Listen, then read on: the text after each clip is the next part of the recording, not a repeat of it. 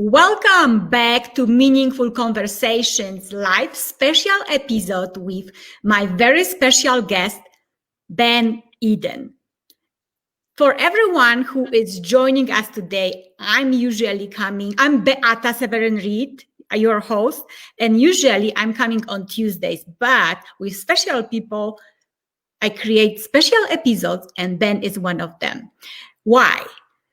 Because Ben is expert. He works with people that went through some traumatic experiences. They experience life in a difficult way based on his own story, and they don't know sometimes how to unpack their emotions. Ben, welcome to the show. Thank you so much for being here with us. Thank you. I'm glad to be here.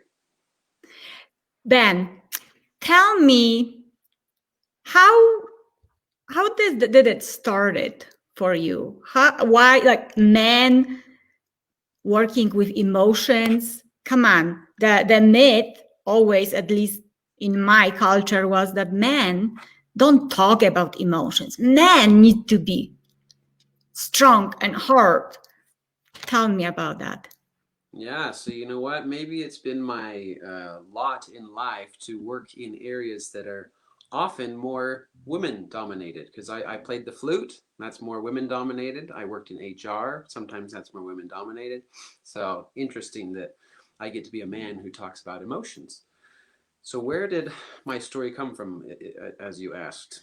It actually came from when I was 9 or 10 years old. This is something that I discovered a year or two ago, and I remembered this and then learned how much it had affected me. So when I was 9 or 10 years old, I was in elementary school, of course, and we had just finished a game of dodgeball. Okay, I was learning that I was good at sports, and my friends were noticing that I was good at sports, and I was starting to notice that my friends cared how good at sports I was. So here I was discovering who I was as a 9 or 10-year-old boy. At the end of this dodgeball class, we were leaving, and my friends were laughing hysterically about something. So of course I wanted to be involved, and I asked them, "Hey guys, what's so funny?" They turned to me and said, "Raise your arms." Okay, so I did, and they laughed even harder. And I looked down, and I discovered that I had extremely sweaty armpits. And you might think, what's the big deal? You just played a game of dodgeball. Of course you'd be sweaty. But here I was, a 9 or 10-year-old boy, not fully understanding how the body works, and it must have been a lot worse than anybody else, because otherwise, why would my friends laugh at me? So what did I experience in this moment? Why was it such a big deal? I mean, that was 20 years ago. I know people can ask, wasn't that a one-time event? First of all, the event was so scarring emotionally because at the time I experienced emotions, but I didn't do anything with them. I left them unresolved. So in that moment when my friends laughed at me, I experienced humiliation, embarrassment. I was scared. I didn't know what to do, uncertain, right? So all of these scary emotions that I had no idea what to do with. I couldn't talk to my friends because they were the ones laughing at me. I didn't want to talk to my mom because I didn't want to relive those emotions. So I pushed them to the back of my mind and said, I will never feel that way again. Turns out that I had hyperhidrosis, okay? Hyperhidrosis is the excessive sweating. Some people have it in their hands, others in the feet, some in the underarms. And it's, if you're at the library and it's cold, you're sweating. And everybody's like, what's wrong with you? But that flippant remark, it can be so damaging to people because they think, well, there's nothing wrong with me, but I can't control this. So these are the thoughts that went through my mind when my friends laughed at me and said, ew, that's gross, ew, that's disgusting. My brain felt these emotions, heard these words, and started to think, I am gross, I am disgusting, there's something wrong with me. As I continued through life, obviously the sweating still occurred, and so I tried to cope with those emotions. And I said, I'm going to have a shield of success. so that I'll never get hurt again. So I made sure that anything I did, I was good at. Okay, sports, music, work, school, whatever it happened to be. I tried to be the best there was. Why? So when people thought of Ben, they would think Ben is amazing. Ben's a leader. Ben's so good. Ben's so cool. Instead of discovering something that I don't control and that I'm not proud of, then they'd say Ben is the guy with that issue. So maybe some people who are listening can relate, maybe not with this specific event, but maybe looking down at themselves and saying, my goodness, there's something wrong with me, to the point that it stops me from doing things that I otherwise would. So a couple other things. Hopefully you're okay with this long story. Yes, I love it. Go ahead. Okay, perfect. So yeah, I went through all these years. I mean, my dream was to become an inspirational speaker when I was little, but I thought that dream was shot because of this hyperhidrosis. I said, there's no way I could do that. There's no way I can be on stage speaking and have people make me embarrassed, right? But a year or two ago, when I was contemplating this idea of becoming a speaker and having a message, I started to think, if I'm going to talk about emotional pain and emotions, do I have a story about emotional pain? This is when I remembered this event as a 9 or 10-year-old boy. So I said, all right, I need to do something about it. Can I overcome these emotions? I was working with my therapist at the time on some other things, and I said, well, maybe I'll tell him the story. But you got to remember, for 20 years, nobody knew this about me, not even my mom. So I went into this conversation very defensive. In fact, a close friend of mine told me once, you don't let anybody get closer than arm's length. I said, yeah, for that same reason, shield of success. I don't want them any closer so they can discover the vulnerable parts about me, the parts that I'm not proud of. But I talked to my therapist, told him my story, and like any good therapist, he said, thank you for telling me. I was like, what? You're not going to laugh at me? You're not going to tell me I'm gross, disgusting, or treat me different? And he didn't.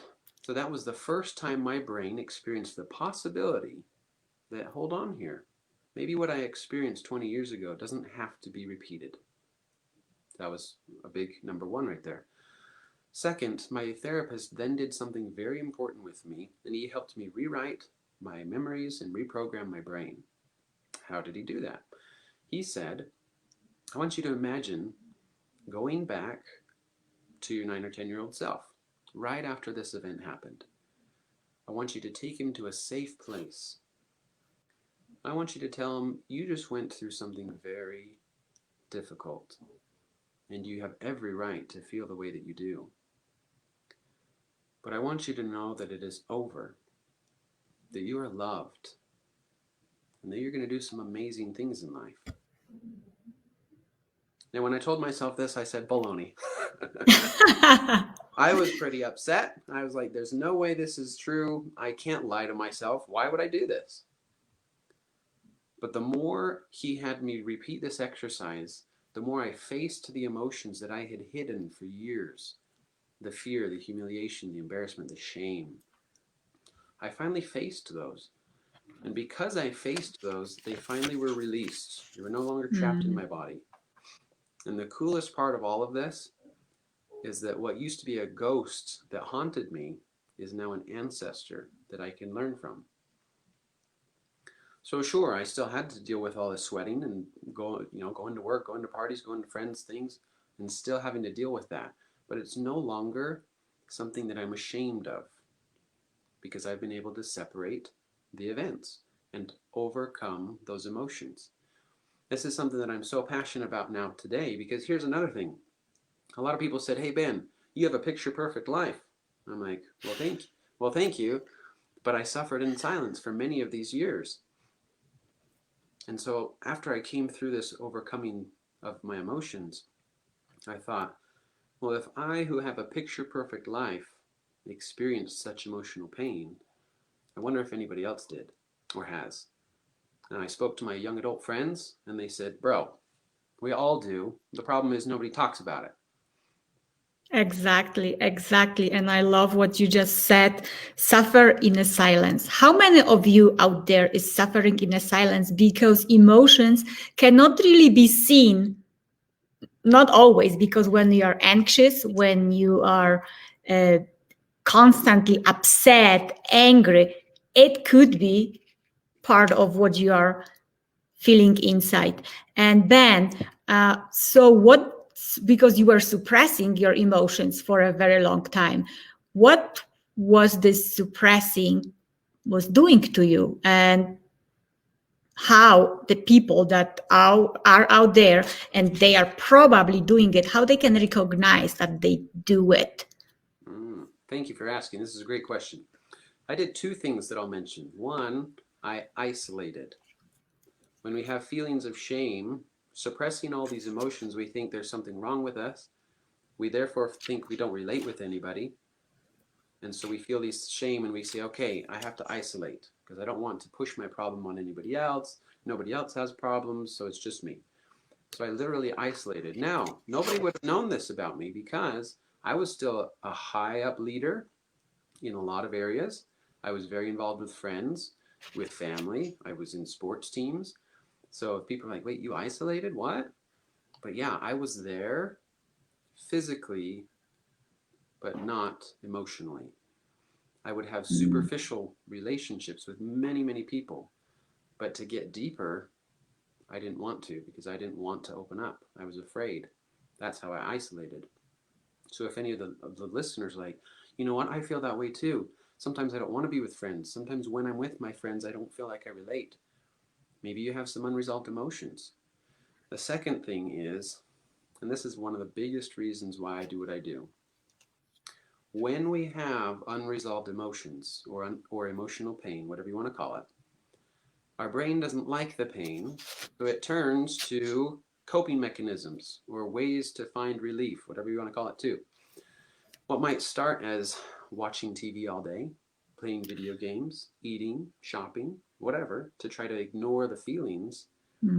When those don't work, the brain will turn to more mind-numbing things like drugs, alcohol, pornography, and even might turn to violence and suicide. So I've seen this in the world, but me personally, yeah, I entered the world of addiction to try to see if it helped. I didn't do it for that purpose, but my brain said, hey, this makes me feel better, so I'm going to try it. And then it takes me down this road that is dangerous because then it affects all sorts of areas of life, which just adds to the emotional pain, right? But when we learn that, hey, it's not the behavior that's bad, well, it's not the behavior that makes you a bad person, it's the emotions that you need help with so that you no longer turn to that behavior. Hope that answers your question. Yes, absolutely. And before it was, yes, I had gentleman a couple of weeks ago as a guest, and his trauma was that his dad was basically very abusive and he was not allowed to show the emotions, because when he showed the emotions, he was even treated worse. So it's kind of similar in he had to hide the emotions to not get punished. And you are saying that you were hiding emotions and keeping them inside because you also, it's just different story, but you also didn't want the environment where you lived in to find out that there is something what we call wrong with me, or we call that it shouldn't happen, the secret. And I loved when you said that when you start talking about that, there was no more secret and the load, that the heavy load disappeared. And before I go further, I just want to acknowledge so many people listening to us right now. We have Audrienne, my wonderful Audrey. Thank you so much. We have Garlene that we just talked about. Garlene, thank you for being here with us. Hi, my sister Marta. I love you so much. Thank you. And Garlene is saying it's great to get up and face the real self. Absolutely. But first you have to face yourself. We have Nancy also. Thank you so much. Nancy said, or doing all of those things to get through what is going on in your head. Absolutely, because all what you are talking about, the emotions, I believe, and you tell me if you agree, they start with our stories that we tell about ourselves. Start with one thought that something is wrong with me because someone shaped me, someone said that I'm not like everyone else, that something is wrong with you. So we start building the story that we are not enough. And we, like you said, you put yourself into isolation, but then you train yourself how to be with people, but still they didn't really know you. Mm-hmm. And how many of you listening out there, you are with your families, friends, but they don't really know you because you you don't want to show your true face because you think that it maybe would make you look less. Let me go to the other question that actually came from one of my friends. She said, how do you know the difference between unresolved emotions and a bad day? Great question. I had this thought before the show. So, if you think of something, let's talk about either a goal or an affirmation, right? When either you yourself vocalize it or somebody tells you, hey, you have this talent of doing this. Okay, your strength is your smile is beautiful. I think you're going to be successful in your business. I think this, that, and the other. If you feel something like, oh, that's not true, that could be because you have an unresolved emotion. And here's why. Truth has a resonance, okay, a certain vibration. Unresolved emotions are stuck vibrations. Why? Because emotions are energy in motion. When that stuck emotions are, you can't see my chest here, but Yeah, jump. when the emotions are stuck, that vibration is interfering with the resonance of the truth. And I know that's a little deep, but you can literally feel, you're like, oh, I, I feel stuck when I talk about my dreams. Okay, yes, that could be a little bit of fear that we need to overcome, or it could be some unresolved emotions. So how does that compare to a bad day? Well, I wake up in the morning and, it was hard to wake up this morning. Okay, is it something that I can just pause and say, well, how is my life? Am I just nervous about something today? Or maybe I just didn't sleep super well. Maybe I haven't eaten breakfast yet. And you do a little, let's call it a meditation. You go eat some good breakfast. You go get some fresh air. If you feel better, great. Emotions are normal. And here's something else that I wanted to mention.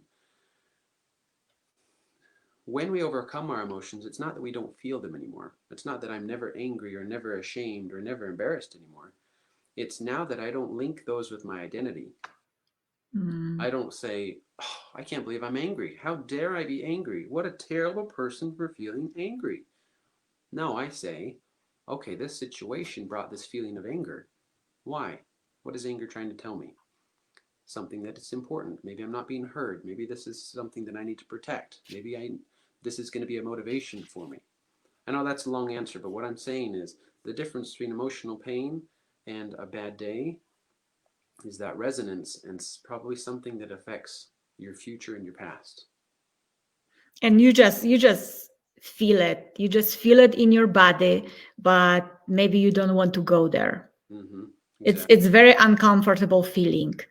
How about people that they might think, that might feel that it's something bigger than a bad day, but for example, they are tough alpha male, and going to someone who's supposed to help you, the counselor or coach, is like, I'm too cool. I'm too cool to go to someone to talk about my emotions. Is it because the trauma is so big, or is it because they feel maybe that someone will judge them again? Have you have experience with your clients maybe around that? What would you advise that person? Maybe I don't know if that person is listening to me today, but maybe their partners are, and can they help them to make this move to get help? I have a lot of thoughts going through my mind right now. But yes, I'm working with a number of males right now, and they all face the same thing. They're like, part of it is they're just not used to talking about it, so they don't really know how. And it is uncomfortable just because it's something new, right? I've never talked about my emotions. I don't really know how. This is awkward. That's fair. It was for me. I don't know how to talk about it. But in a safe environment and with practice, it definitely gets easier. And then you literally feel the difference. Oh, okay. Life is much better. I can see it more clearly. The other is, yeah, there's a bit of stereotype in the society in which we live. My example was, I was a leader. People said Ben has a picture perfect life. So part of my challenge was this goes against my perceived identity. Picture perfect and leader doesn't have problems, supposedly, Right. right? Yep. But in reality, even the most successful and put together people have these things. So we really need to end the stigma and say, guess what? We're all in this together. We all have this. So let's just talk about it. Two other things to mention real quick. If you are not ready to talk to somebody, let me give you 2 ways to try to practice by yourself. If you believe in a higher power or God, you can pray, because that's a practice of vocalizing your thoughts and emotions to somebody who can help you, somebody who perfectly knows you and who's not going to judge you. The other easy way, and Beata and I talked about this in my podcast recently, is writing about it. Writing is so powerful. And again, it's something that can help you practice. If you're like, well, I've never kept a journal. I even hate the word journal, right? That's not for boys. Right. But by writing it down and saying, well, this is dumb, but somebody asked me to do this and my life is stupid and here's how I feel, then you start to say, oh, okay, and it's getting easier and easier. I am angry. I have been upset for years. I don't understand this. I wish I was better, but I'm not. Whatever these feelings are, great. Get them out. And then once you start to see them, you'll start to see the truths or the limiting beliefs that are not true. And then you can start to ask for help if you need that. I love what you just said, limiting beliefs. That to me comes always from the stories that we tell about ourselves, or the society is telling us who we should be. Like you said, the leaders, come on, leaders, they just lead. They don't have problems. Oh yes, they have more problems than anyone else because they have to lead themselves and other people. Ben, and in the meantime, if any one of you watching us now have questions to Ben, this is the perfect time to ask. So you mentioned couple techniques that people can use to unpack this load, the baggage, pain. It's easier said than done, and you know it for sure. So if there is a tool that helped you at the very beginning, when you didn't know what is going on, when you didn't know if you are ready to step on this journey, but because this unpacking journey is not easy, you have to face yourself and you have to face your own judgment. So what would be this first step or one tool that you would suggest people to get as a starter? Well, I think the best answer that I can say from my experience is what I call the POWER method. So it's an acronym, PWR, and I've mentioned 2 of them already. But the P is for pray, W is for write, and R is for reach out. Here's what I did. I've always been a man of faith, so I've been praying. I was okay with journal writing, so I was familiar with writing.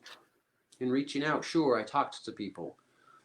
But it was the difference in what I was doing. And I've heard this phrase recently. It was the difference that made the difference. Okay? So if you're thinking, well, I already tried these, or that sounds way too simple, listen up and try something that I'm going to say. So the reach out was the very first thing that I did. When I was dealing with my coping mechanisms because of my emotional pain, I finally reached such a low that I said, I just need help. And I finally reached out to my parents and I said that. I said, I just need help. And thankfully, they were there to help me. They didn't judge me. They didn't say, well, what the heck now? They didn't say, well, you're not supposed to have problems. They just said, great, let's talk. So I did the reach out. And then I learned how to pray differently because I started to be honest and share my emotions. I learned how to write differently. I wrote to God. I wrote to parents. I wrote to future spouse or whatever it might be. And because I did those small differences, I finally was able to face myself, experience the emotions that I was hiding, and learn to love myself again. I think you just touched the topic that is also very challenging for people, loving ourselves. Really? It's not what society is teaching us. We should love, yeah, we love our clothes. We love actors and the stars. Oh my God, he's so cute. She's so cute. I love how they are acting.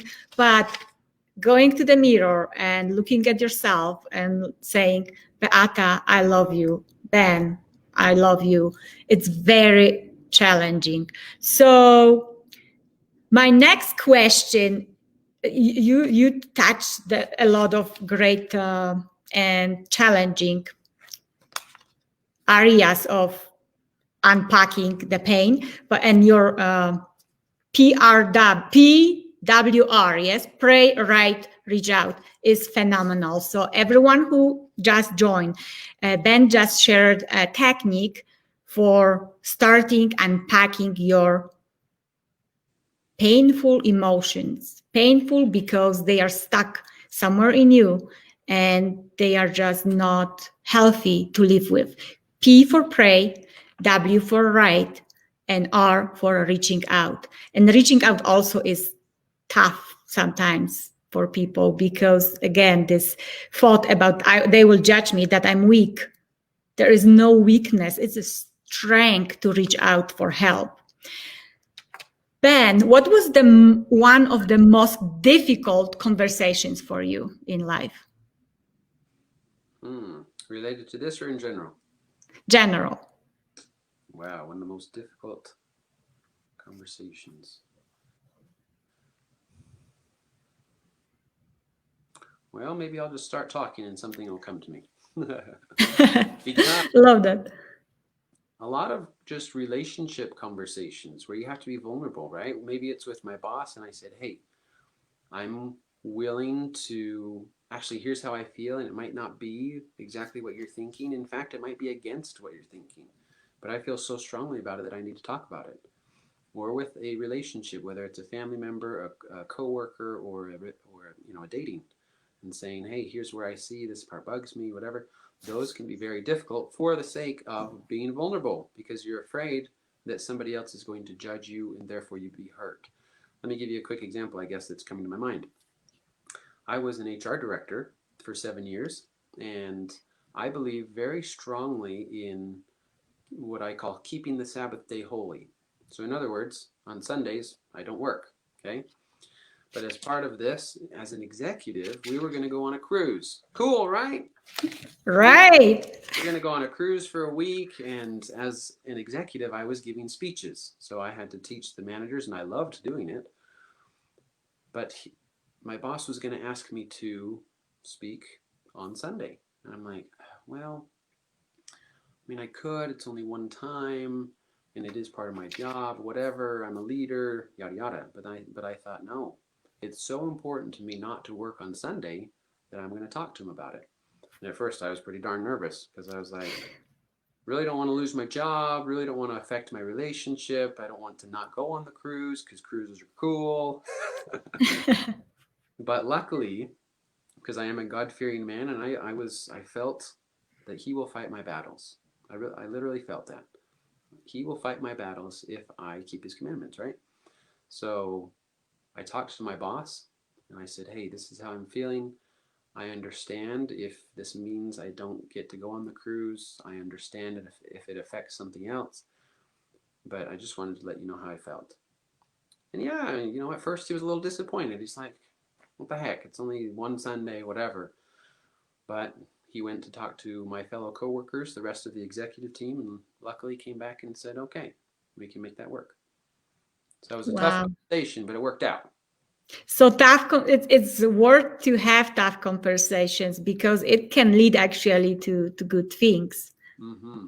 You know what? You reminded me of one thing real quick. So as HR director, I would train managers to do this same thing. We called it how to engage in difficult conversations, because so many of us avoid them. We make them bigger than they're actually going to be, because we say, oh, they're probably going to freak out. They're probably going to get upset. I don't know what to do. I don't know. I don't know if I can word it perfectly. But if we were able to not worry about the what ifs and just say, this is what I want to do, this is what I can do, this is what I will do. No, I'm giving too many coaching tips here. But that's awesome. then when they do that, guess what? The conversation most of the time works out great. Not nearly what they were afraid of it being. Even about emotions? Absolutely. Yeah, because Wow. people want to be heard. So when you give them space to do so, either myself, I need to be heard, or somebody else, listening is so powerful. We don't have to worry about what we're going to say. That's amazing. Did you have any situation at work that people would come to you and talk about their private issues with the emotions as a HR director? Yeah. So the thing about emotions is most people don't use the term straight out, right? Yeah. Because they're like, well, I don't want to admit that I'm talking about emotions, or maybe they don't even realize it is an emotion. So often they come with a problem that has emotions at the root. And I learned to be able to see that. So in HR, I got all sorts of issues. My goodness, like we could go on that. Right. But often, yes, I learned that it came down to, hey, is this because you are afraid of something? And if so, let's work through that. Are you angry about something? Where did that anger come, and what can we do about it? Are you really sad about something that happened outside of work that's now affecting you inside of work? I was able to help discern what the base emotion was, and then we were able to work through it. Now here's the cool part. Not only did we solve the initial and superficial problem, but then the employee leaves with more confidence in themselves to solve their next problem. That is wonderful, because I believe the listening, even if you are a boss, manager, director, is listening to your employees is so important, because in between the stories, you can hear what they struggle with, and maybe it affects their work. So you don't get mad that they maybe don't work 100%, because maybe there is a backstory that is holding them back. Yes, and one other thing that's really cool you just reminded me of.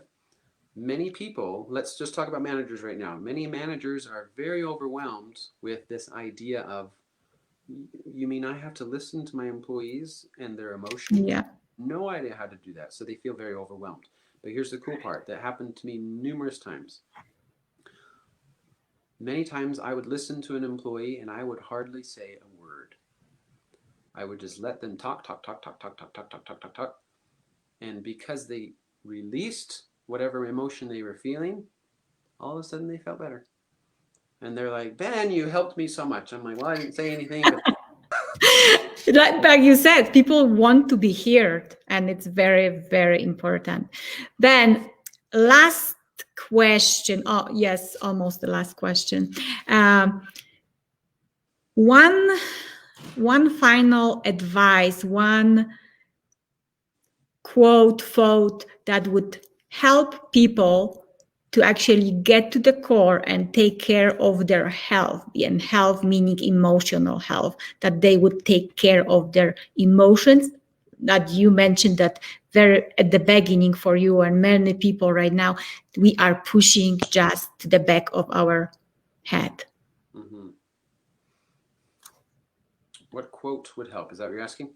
Quote, thought or saying something that is yours, and maybe in the morning when I wake up and feel like, oh, it's heavy, it's like, well, maybe there is work to do, so Very good. go there.